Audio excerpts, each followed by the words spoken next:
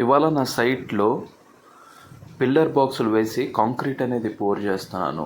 దీనికి గాను నాకు ఖర్చు ఎంత అయిందంటే దరిదాపులో నాకు ఒక 17 బస్తాల నుంచి 20 బస్తాల దాకా నాకు సిమెంట్ అయ్యింది. అండ్ అలానే ఒక్కొక్క పిల్లర్ పోసినందుకు 1500 రూపీస్ చొప్పున, ఎన్ని పిల్లర్స్ అయితే అన్ని 1500 రూపీస్ చొప్పున తీసుకుందామని కాంట్రాక్ట్ అనేది ఇచ్చాను.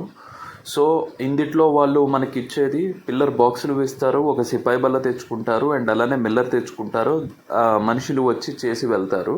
మనకి ఎటువంటి సంబంధం లేదు.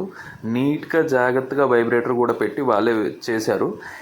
బట్ నాకు వచ్చింది ఏంటంటే దరిదాపులు నాకు ఒక 13 పిల్లర్ల నుంచి 14 పిల్లర్లు ఉంటే మిగతా 2 పిల్లర్లకి సంబంధించిన సెంట్రింగ్ బాక్సెస్ వాళ్ళ దగ్గర లేవని 11 పిల్లర్సే వేశారు. రిమైనింగ్ 2 పిల్లర్స్ రేపు వేస్తామని మేస్త్రి గారు చెప్పారు, వేరే చోట నుంచి తీసుకొని వచ్చి. అండ్ ఇది నా కింద ఫౌండేషన్కి పిల్లర్స్కి వచ్చిన బడ్జెట్. మీలో ఎవరైనా ఇంకా ఇన్డెప్త్గా ఇన్ఫర్మేషన్ తెలుసుకోవాలని అనుకుంటే నా ఫర్దర్ వీడియోస్ చూడండి. ఇంకా రిమైనింగ్ 2 పిల్లర్స్ ఉన్నాయి. ఆ 2 పిల్లర్స్కి పిల్లర్ బాక్స్ సరిపోలేదన్నాను కదా, ఆ 2 పిల్లర్స్కి ఒక పిల్లర్ బాక్స్ ఎలా ఉండదంటే ఒకటి రౌండ్ పిల్లర్, ఇంకోటి వీ షేప్ పిల్లర్. సో అందుకని ఆగిపోయింది. వీటి వరకు నాకు కాస్ట్ వచ్చేసరికి 17,500 పడింది. అండ్ అలానే ఒక మేస్త్రి ఒక కూలీ వచ్చారు కాబట్టి మేస్త్రికి 1100 రూపాయలు చొప్పున, కూలీకి 1000 రూపాయలు చొప్పున ఇవ్వాల్సి వస్తుంది. అండ్ రేపు కూడా గన్నీ బ్యాగ్స్ ఇవన్నీ బిగించినందుకు 1000 రూపీస్ ఛార్జ్ అనేది చేస్తారు.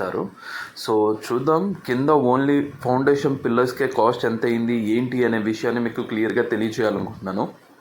బట్ ఒకటి మాత్రం నిజం, ఇల్లు కట్టాలి అంటే డబ్బుతో కూడిన పని, మర్చిపోవద్దు.